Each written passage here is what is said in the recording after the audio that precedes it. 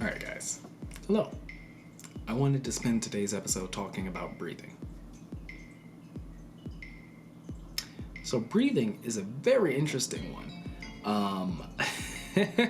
Because we always forget to breathe.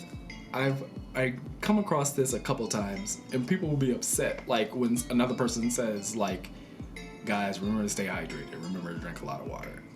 You know, it's a similar thing with breathing. I remember I was watching something and the guy was like, "Oh, do you think I'm an idiot? Do you think I'm not gonna drink? I'm not gonna drink water?" I'm like, "What? No." Let me explain. In stressful situations, trauma in situations, you forget a lot of stuff.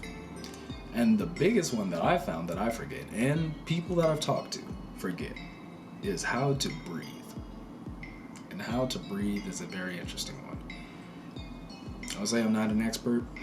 Always a disclaimer, I'm not an expert. These are just things that I like to say and are very helpful for me in terms of processing emotional situations and help me navigate certain emotional situations or tense situations, and something that I wanted to share with you all. And it could just be an archive, but it could hopefully help others.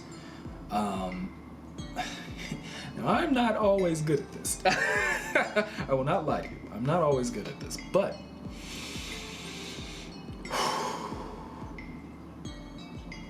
when you take a breath like that, it really helps you release tension. When there's an argument or a tense space, I find that in the past, I would forget to breathe.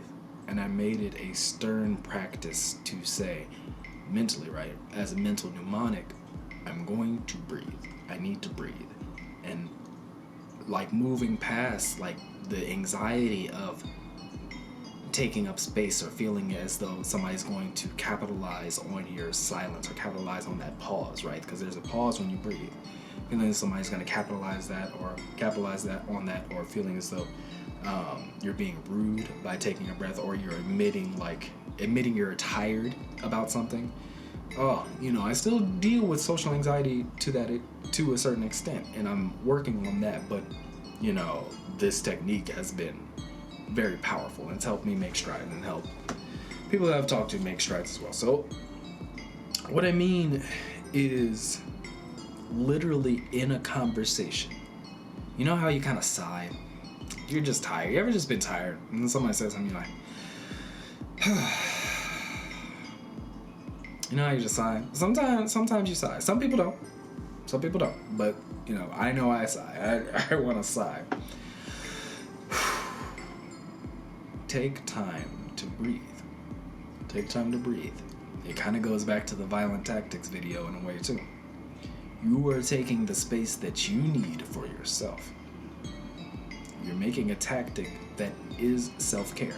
You're saying, I'm going to breathe right now. No one has control of your breath. Nobody should have control of your breath. If you feel as though a social situation has control of your breath, then that is something that you need to attempt to correct, because you need to take care of yourself. So I take my time, or I endeavor to take my time. Not always perfect. I take my time. I say, okay, that was a lot. Internally, I'll breathe and I'll say that was a lot, and I'll release. I'll take a few seconds, and seconds are a long time in a conversation. Especially if it's a heated conversation, seconds are a long time. Take those seconds, because that is like it's a lot of energy that you're giving yourself, and it's a lot of self-awareness that you're giving yourself in the moment too. It helps you make a lot better choices because you've taken the time to release some things, if you can, lower your jaw, relax your shoulders, breathe, separate from the space, separate from that mental emotional space that you share between two people. Separate from that. It's too much, separate. Hey, even if it's a little bit stressful, separate. Come back. You still come back. If the situation so inclines you to come back. But feel comfortable taking that breath, taking that second, because that is something that I want you to apply a violent tactic for. You know, like I like I'm kind of, you know, I'm still working on the definition with violent tactics, but you know, like it applies here. Like, I don't want you to so much ask for it. I want you to take it.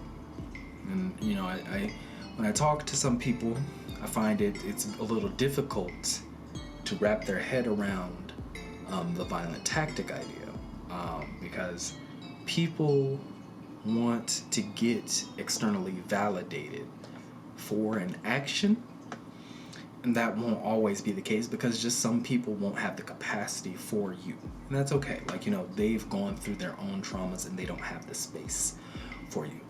That doesn't mean, you know, violent is not hateful. In the context that I use, violent is not hateful, violent is not fearful.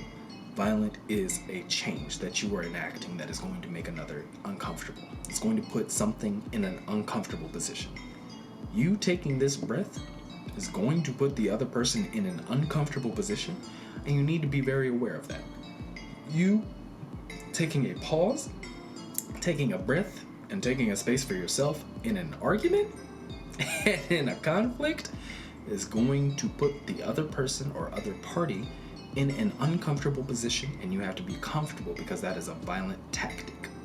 It is a violent tactic that you are employing to take care of yourself. You're employing a violent tactic to take care of yourself, and that breath will save you so much angst, so much pain later on, because it'll help you release a lot of the tension that you would ultimately somaticize, that you would ultimately like put in your shoulders, that you would put in your arms or wherever you would put it in. Like, most people put tension in shoulders and, like, you know, jaw and stuff. That can be a helpful tactic for people. So I wanted to share that one. Thank you. Now, tonight's adventure into the unknown, into the world of...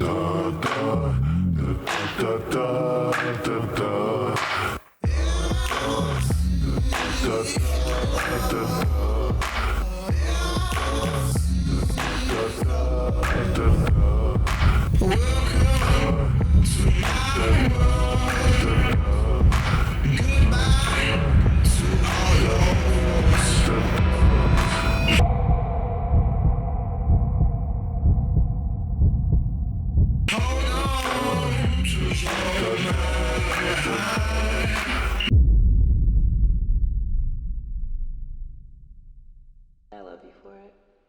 Love you too.